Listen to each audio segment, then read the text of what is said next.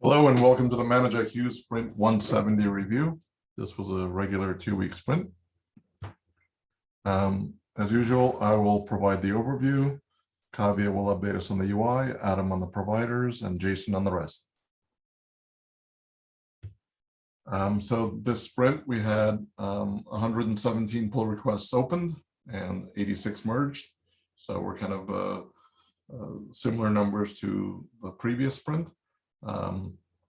There's a lot of work going on in backporting pull requests to the Morphe branch in preparation for the Morphe release. So hopefully in a sprint or two, we'll make that announcement of a beta or a release candidate. In terms of pull requests by type, 50 were enhancements, 21 were bug fixes, and the rest were sprinkled around. And with that, I'll transfer it to Kavya. Thanks, Odit. This sprint total 8 PRs got merged into UI repos, 2 bugs and 6 enhancements. Next slide, please. So in local environment, due to mismatch of feature names for cloud volumes and host initiator summary page, that page is broken summary page. So AutoST team encountered that and fixed it. Next slide, please. Jeffrey converted button group add and edit forms to React and DDF in this PR. Just to add it here, it's button group form, not create button and edit button form. Next slide, please. In this one, breadcrumbs converted to Carbon React from Patternfly React. There is much difference in UI, but we want to get rid of Patternfly React as soon as possible. Next slide, please. Much similar to previous one, here font icon picker model is converted to Carbon from Patternfly React. Next slide, please. Here cloud databases option is added in the left nav and also created a table view for it. Along with that, in provider summary page added an entry for the cloud databases if you see the screenshot. Next slide, please.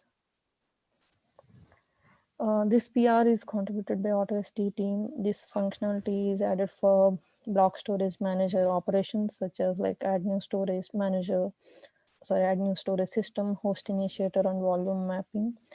Before this PR, provider dropdown is showing like all storage managers available, but after this one PR, so provider will filter those and only show the the supported ones, not every storage manager. I think that's all from UI. With that, over to Adam. Thanks, Kavya. So this sprint in core, we found an issue if you were using Ansible Runner as part of the Ansible Runner workflow state machine. If the runner process raised an exception, it was causing the whole workflow to not go to the error state because the exception was not being caught. So we are catching that exception and then marking the whole workflow as failed. And that way that you don't see any tasks get kind of stuck in the tasks page. AutoST team added the ability to bulk create volumes. So if you're trying to add multiple volumes to a VM, you can do that all in one step. You don't have to do it in multiple. So you can pick a number. They'll all have the same size, but it'll iterate through the name of the volumes. They also added support for editing volumes, specifically the size. And then they followed that up with a fix to only allow expanding the size. So you can't shrink volumes in AutoST. So the form on the UI only allows you to increase the size of the volume. For IBM Cloud Power, Kuldeep added a collection of resource groups to be used during provisioning. These placement groups are a concept of the API and are already mapped to Manage IQ models, and now they're pulled down as part of refresh and able to be used during provisioning. Next slide. For OpenStack, we fixed the template subclass, which had previously been hard-coded to OpenStack-based template. This is a problem for the PowerVC OpenStack subclass of this, so that we're able to, as part of refresh, set the proper template STI class now. For Oracle Cloud, we added, I think, the last of the major Kubernetes hosted services. So we added Oracle Kubernetes Engine, OKE, as a provider.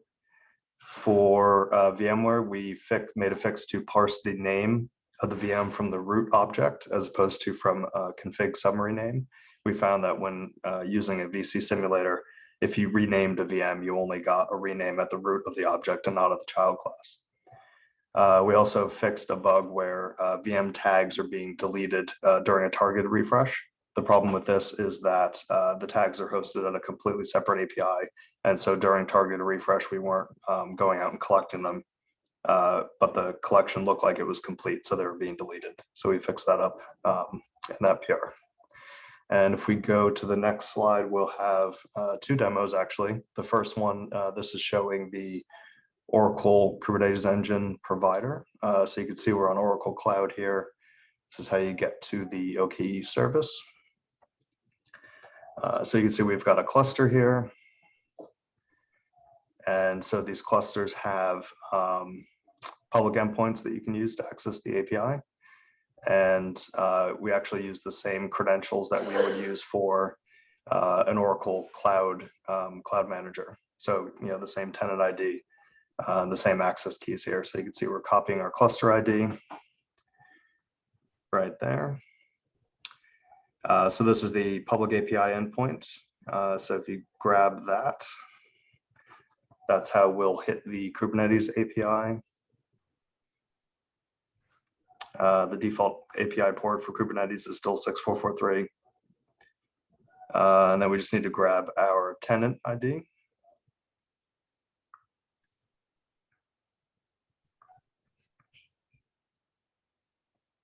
Oop, not there, right there.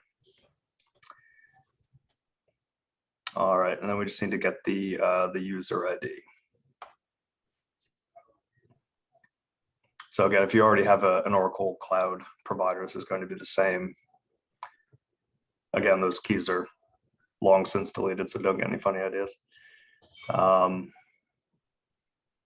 Then here we go, we've added the provider. So this is like all the others, a subclass of the Kubernetes container manager. And so with that, you get everything that you get from a normal Kubernetes provider. So you get event-driven refresh, you get an event handler, and you get actually with Oracle, you actually get cross-linking of container nodes, since the container nodes run as standard VMs in Oracle Compute.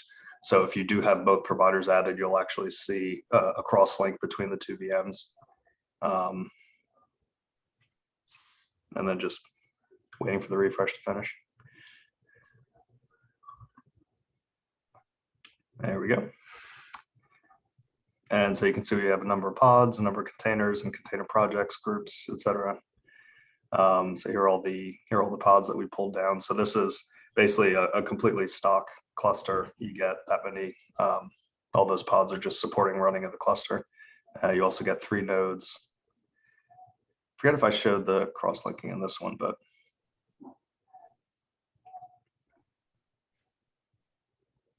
yes, there it is. So there's the underlying instance. So if you go to that, that's actually the VM that the container node is running on. So in this case, I had an Oracle Cloud provider also added.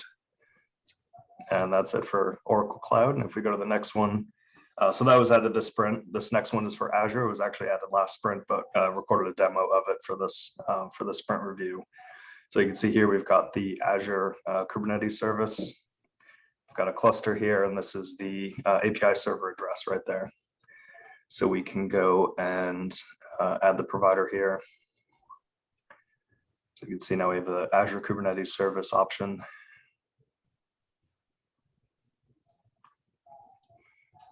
You can import the CA, but I didn't feel like doing that as part of the demo. So recommend doing SSL with a custom CA.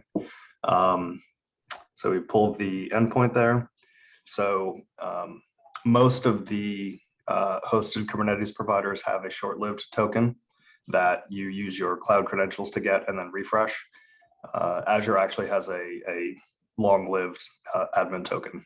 So you would get that by doing, so I had already set up the AZ command to go to the subscription. There are actually steps in that if you click connect. They're also in our docs. But so you can get the credentials for your cluster here. And then if we grep the, pull the token out, that's the token that you'll use for the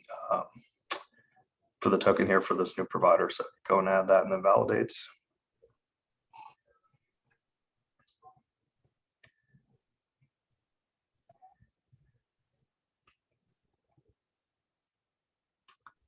And it's created, and then we're going to do the same, wait for refresh to finish. Only takes a couple of seconds, which is good because I'm terrible at video editing, so don't want to start cutting anything out. But this is real time, so bearer authentication validated successfully.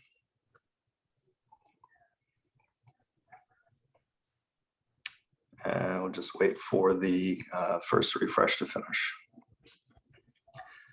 So one thing to note, when Azure sets up your cluster, they actually give you two different users. They give you an admin user and a standard user.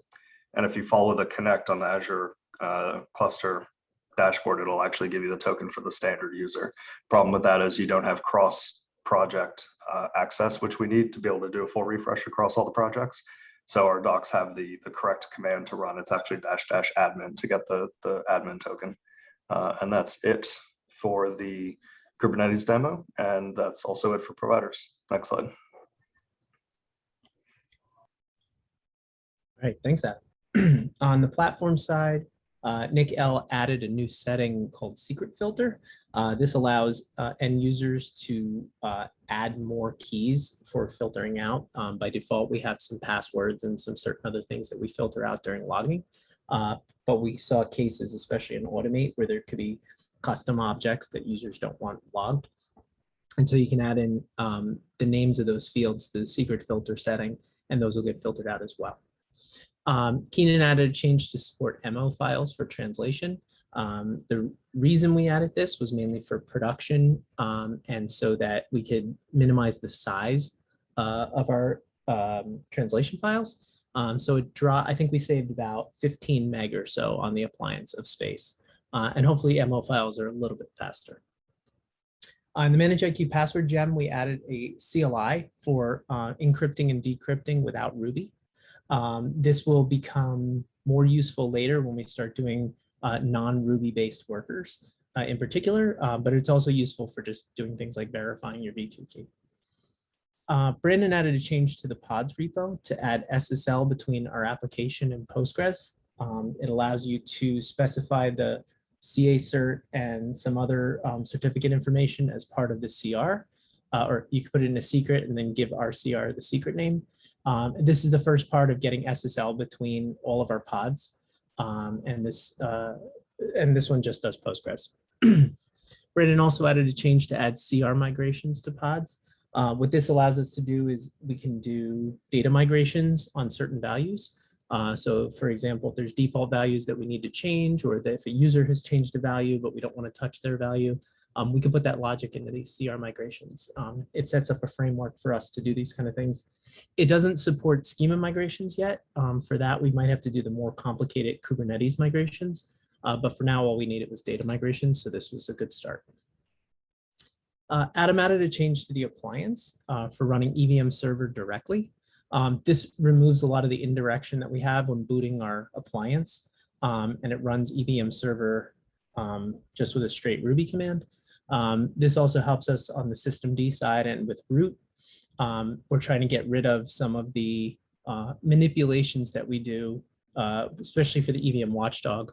And ultimately, we'd like to get rid of the EVM watchdog and just use systemd directly. Adam also added a change to replace the rake update start and stop with systemctl command. This deleted a lot of code mostly and shows us moving more toward using systemd more heavily. And finally, Brandon made a change to all of our dependency images to let Travis build the container images. Previously, we were building them manually and then pushing them to Docker Hub. Actually, that's not true. Previously, we were letting Docker Hub build them, but Docker has recently changed their automated builds and we can no longer build there anymore. So this changes it so that if we merge change into one of these repositories, as part of the deployment, it'll actually rebuild the image and push it to Docker Hub for us. On the bug side, Adam fixed an issue with Ansible Runner. He mentioned it earlier in his slides, so I'm not going to repeat it. Next slide, please. On the API side, Keenan added a API endpoint for creation of network routers. So you can do a post to API network routers with the appropriate data, and it will create a network router for those that support it. Laron added 2 changes to the API for physical storages, supporting editing the physical storage. So a patch put or post to a specific storage with the changes, and the physical storage can be edited. I think mainly this was for, which I'm not sure what this is for. And the last one he did was adding support for editing of a cloud volume via the API. In this particular one, if you send an options to the cloud volume, you get back the DDF form for editing a cloud volume, which is different for creating a cloud volume because not everything can be changed once it's created. That's it on the API side. Next slide, please. On the developer side, Keenan made a change to point our website to a new HTML file that I created on releasesmanageiq.org. So instead of the ugly XML that was there previously, I put an index.html there that auto-generates the list. And then we changed the website to point to that. Technically, if you hit releases.manageiq.org directly, it will still give you the ugly XML. But hopefully if people go through the link on the website, they'll get to this nicer one. Next slide, please. And finally, Nick Lamuro added dark mode to manageiq.org. This one's personally very exciting for me. But you can see an example page here with light mode and dark mode. It will switch based on your system settings. A follow-up change that Nick is going to work on will allow you to toggle it if that's not what you want. And that's it on the developer side. Thanks, Jason. Thanks, Kavya. Thanks, Adam. This brings Sprint 170 to a close. Next sprint is in 2 weeks. Standard place, standard time. And with that, I want to thank the community, the contributors, and the presenters. And we'll see everyone in 2 weeks. Thanks.